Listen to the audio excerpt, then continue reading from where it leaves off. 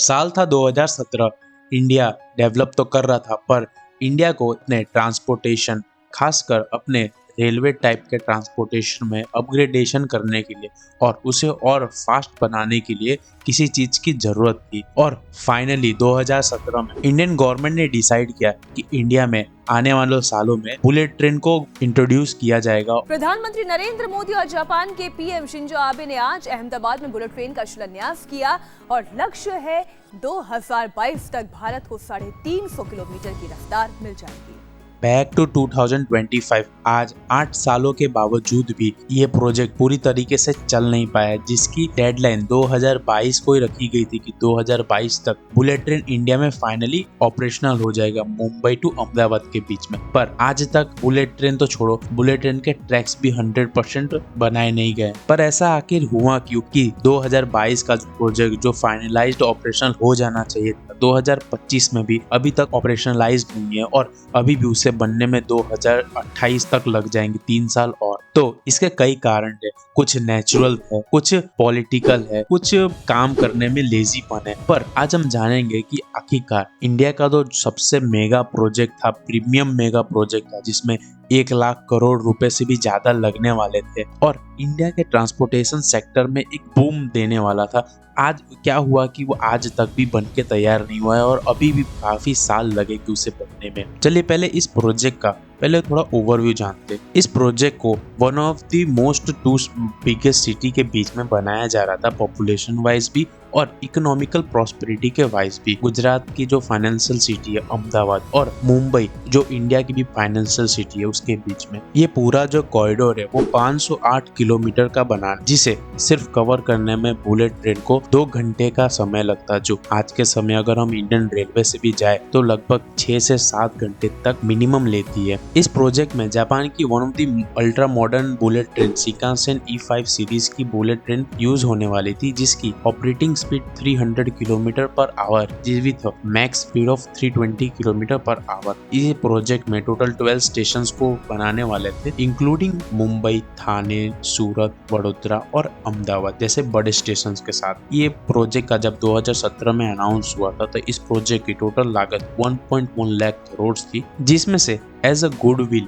या फिर political relation अच्छे होने की वजह से जापान 80% तक खर्चा खुद उठाने वाला था, अप टू 88,000 करोड़, जो जापान ने पूरा लोन 0.1% के इंटरेस्ट रेट पे 50 सालों तक दिया था, जिसमें 15 साल ग्रेस पीरियड के तौर भी दिए। देखो पहला जो प्रॉब्लम आया था ना इस प्रोजेक्ट में वो इंडिया में कॉमन, इंडिया के कोई भी इंफ्रास्ट्रक्चर प्रोजेक्ट्स में आता है, जो है लैंड एक्वाजिशन का प्रॉब्लम। इंडिया में कोई भी मेगा प्रोजेक्ट बनाने जाओ उससे पहले जमीन को एक्वायर करना पड़ता है, जो इंडिया में काफी दिक्कतदायी है। इस प्रोजेक्ट में टोटल गुजरात, महाराष्ट्र, दमन, दीव से 1396 हेक्टेयर्स लैंड को एक्वायर करना, जिसमें ये पूरा प्रोजेक्ट बनने वाला था। जिसमें से गुजरात में 100% लैंड एक्वायर तो हो गया था 2024 तक, पर महाराष्ट्र में उसी टाइम तक सिर्फ 80% लैंड एक्वायर हो पाया। जो आप देख सकते हैं कि 2022 की डेडलाइन होते हुए भी 2024 लग गए खाली प्रोजेक्ट के लिए जमीन को खरीदने में। तो इससे आपको पता चल जाएगा कि इंडिया में कोई भी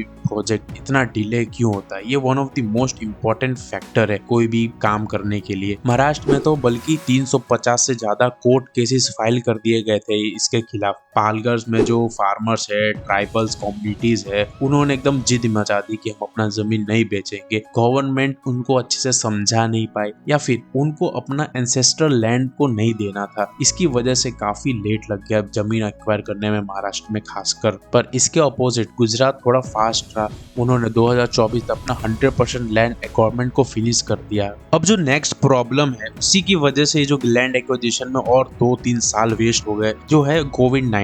ऑफ कोर्स जब 2019 में जब कोविड-19 का पहला वेव आया उसकी वजह से पूरा इंडिया लॉकडाउन में चल गया था। मिनिमम 15 मंथ्स के लिए पूरा इंडिया लॉकडाउन था, जिसकी वजह से इंडिया का मार्केट कोई भी चीज काम नहीं कर रही थी। इंडिया में 15 महीना तक कंस्ट्रक्शन फ्रीज हो चुका था। तो ये जो प्रोजेक्ट बनाने के लिए जो मेन इक्विपमेंट्स होते थे, टनल बोरिंग मशीन्स चाहिए थी टनल्स बनाने के लिए, वो जापान, जर्मनी में स्टक हो गई थी। जो जापान के इंजीनियर्स थे जो साइट इंस्पेक्शन करना चाहते थे वो इंडिया नहीं आ सकते थे, और उस समय मटेरियल का कॉस्ट भी 20 से 30% बढ़ गया था, जिससे प्रोजेक्ट का भी कॉस्ट काफी बढ़ गया था। ये तो ऐसा ही हो गया था कि रॉकेट हमको आज उड़ाना है, उसका इंजन 12 महीने 13 महीने बाद आ रहा है। पर जब ये प्रोजेक्ट ने बड़े ग्लोबल पैंडेमिक से निकलने लगा तो महाराष्ट्र की गवर्नमेंट ने एक रेड फ्लैग उसे दे दिया। उद्धव ठाकरे एमपीए गवर्नमेंट थे, उन्होंने ये प्रोजेक्ट को स्लो कर दिया। उन्हें कोई विजन नहीं लगा, उनके लिए ये प्रायोरिटाइज था, तो उसे काफी प्रोजेक्ट को स्लो कर दिया। पर वहीं गुजरात में ये प्रोजेक्ट को स्लो नहीं किया गया, जिसकी वजह से हम देख सकते हैं कि 2026 तक गुजरात में ट्रायल्स के साथ साथ ऑपरेशनल भी होने लगेंगे बुलेट। पर जैसे ही 2022 में गवर्नमेंट चेंज हुई, शिंदे और फडणवीस गवर्नमेंट्स आई, तो उन्होंने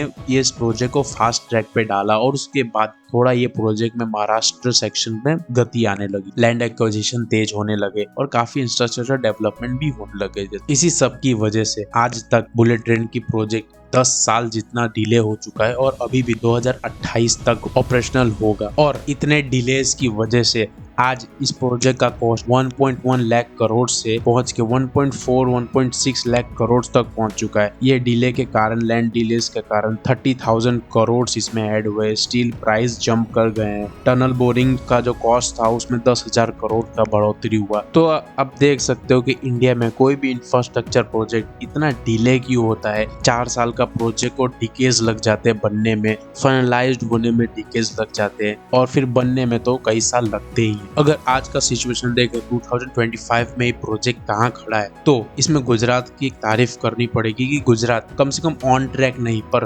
महाराष्ट्र से काफी जल्दी अपने स्टेट में ऑपरेशन चालू कर देगा। 2026 तक बिलीमोरा और सूरत के बीच में ट्रायल रन स्टार्ट हो जाएंगे और अभी 270 to 80% काम कंप्लीट तक हो चुका है। 300 किलोमीटर वायडक्ट्स बनाए जा चुके हैं और 25 जापानीज E5 के जो ट्रेन सेट्स है वो 2027 तक पहुंच भी जाएंगे इंडिया में ऑपरेशन करने के लिए। हाँ, तो आप कह सकते हो कि फाइनली 2028 में जाके फाइनली इंडिया को अपना एक फर्स्ट बुलेट ट्रेन प्रोजेक्ट मिलेगा और जो होपफुल इंडिया में आने वाले जो साल है उनमें रेल ट्रांसपोर्टेशन में एक नए चेंज ला सकते हैं।